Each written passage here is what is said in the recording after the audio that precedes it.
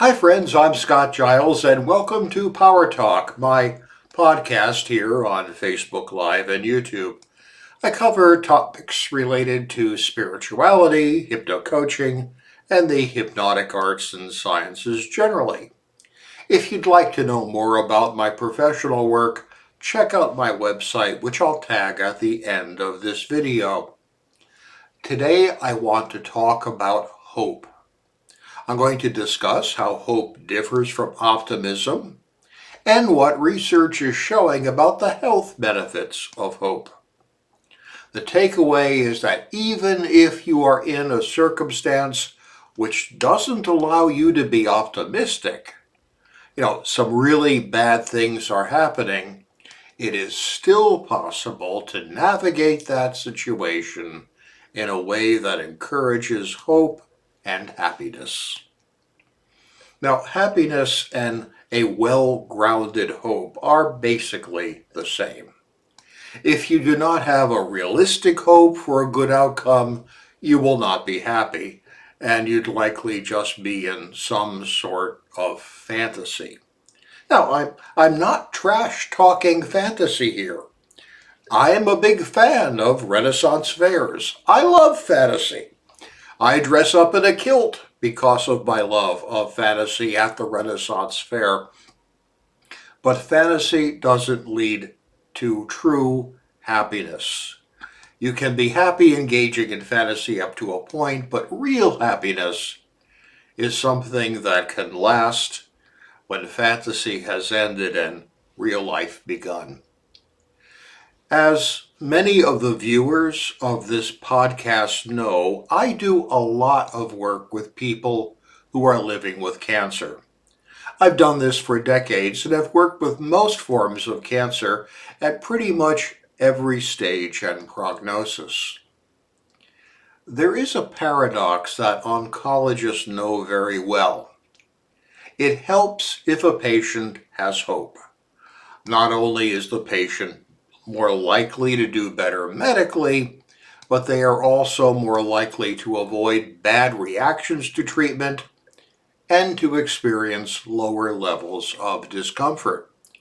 However, that said, it's cruel to give a person false hope, and so you have to navigate that paradox.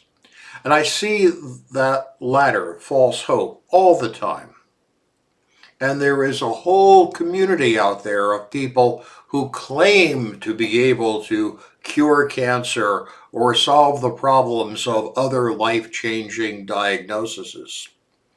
Typically, these people charge predatory fees because they know they're working with frightened people, and often the treatments they provide will be in locations that are relatively free of legal restrictions. Mexico is sort of notorious for this. I've seen a whole list of cancer patients who were doing well, but who stopped effective treatments in order to do what I believe was a quack cure instead. And not one of those patients did well. And a couple of them who were doing splendidly just broke my heart when they exited the standard of care and believed the promises of someone who really seemed to me to be only interested in their money. Now, as you hear me say this, remember that I am a medical hypnotist. I work with people dealing with life-changing illnesses all the time. Now, my work is complementary, meaning that it aims to make the care received from a physician more effective. It's not intended to replace the care of the physician, and I know of no case where someone has tried that and it ended well. So that's the oncologist paradox.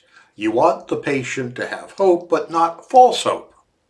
Seemingly an insurmountable problem that leads to many cancer specialists to just say, I'm not in the hope business, and as a result, they pay no attention to the patient's emotional and mental needs. But this dilemma is avoidable. It's avoidable because hope is not the same as cure. There may be situations where cure simply isn't possible, but hope can remain. Sometimes not necessarily the hope of continued life, but hope about other things. Now, optimism is something I'm always in favor of. Research is clear that optimism is associated with beneficial outcomes. The Cambridge definition of optimism is the conviction that in the future good things are more likely than bad things. It's kind of a confidence about the future. The danger is letting your optimism become unrealistic, where it becomes little more than magical thinking. For example, if someone says their plan for paying off their debts is to win the lottery, that's not optimism. It's magical thinking, and little good will come from it. Certainly, it's not a well-grounded hope. Hope is different. First, as authors David Fieldman and Lee Daniel Kravets point out in their 2014 book, Super Survivors, hope is typically grounded. That is, one can acknowledge that difficulties are ahead, maybe even scary things are ahead, but still one has confidence in one's own ability to meet those challenges. It's a kind of confidence about yourself, whereas optimism is more confidence about events.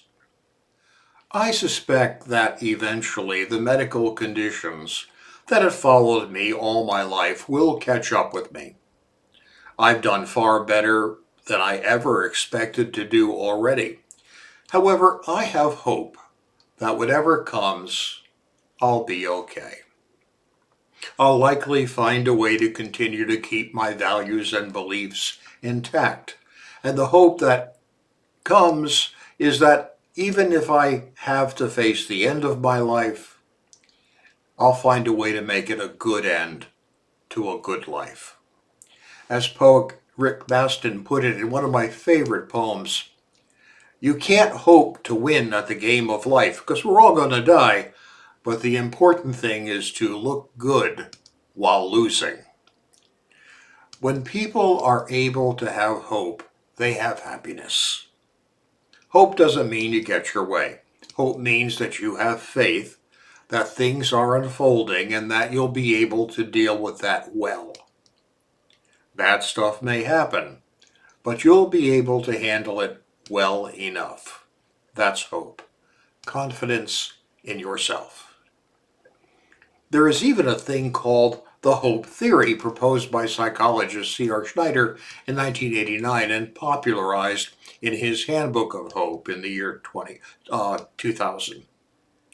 His theory is that in order to find happiness with your situation, you have to have hope, and to have hope, you need three things. Otherwise, you don't have a well-grounded hope that could lead to happiness. First, you need to have some goals that you care about.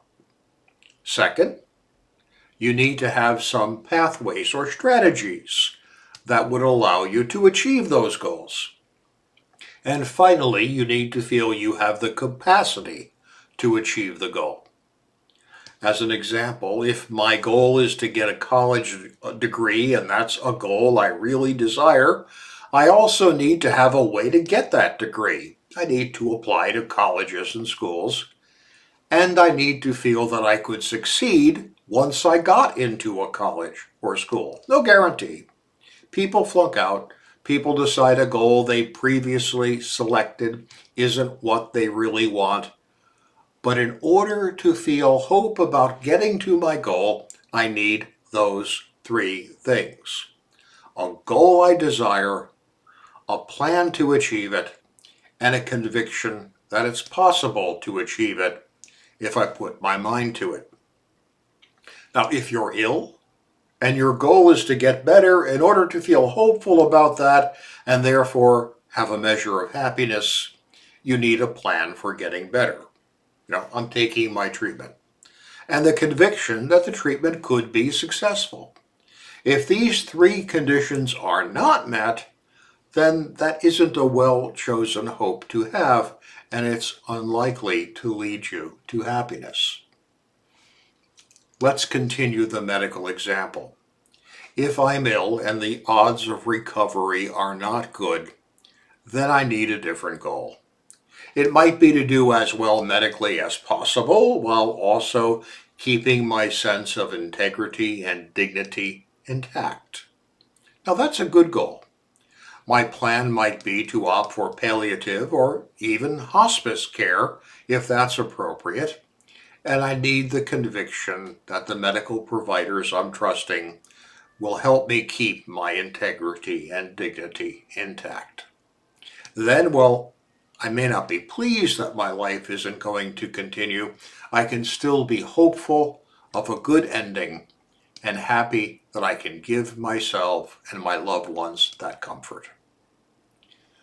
Hope remains possible even if the circumstances are dire, provided you have those three things: a desired, realistic, and grounded goal, a strategy to achieve it, and a conviction that you have what you need to at least give it a shot.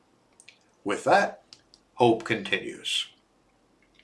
In their study, Feldman and Kravets recount a meta-study of 500 patients with advanced cancer who were in palliative or hospice care.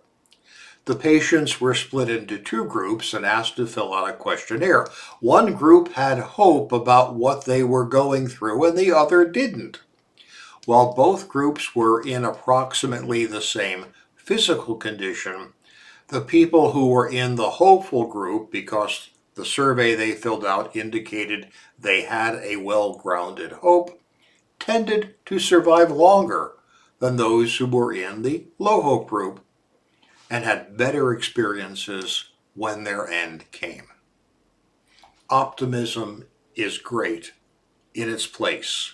Fantasy is good in its place. But you can't always be optimistic because you don't control events, and fantasy is temporary. But you can always have hope. You need the three parts of a well-grounded hope: a desired goal, a plan, and a conviction of possibility.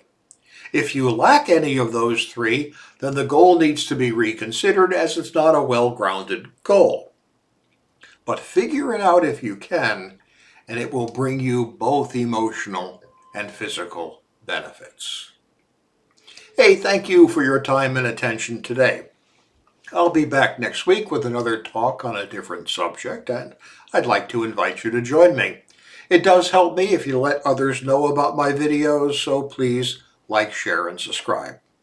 If I can be of help, don't hesitate to reach out through email, my website, or my Patreon channel. Stay well and stay safe.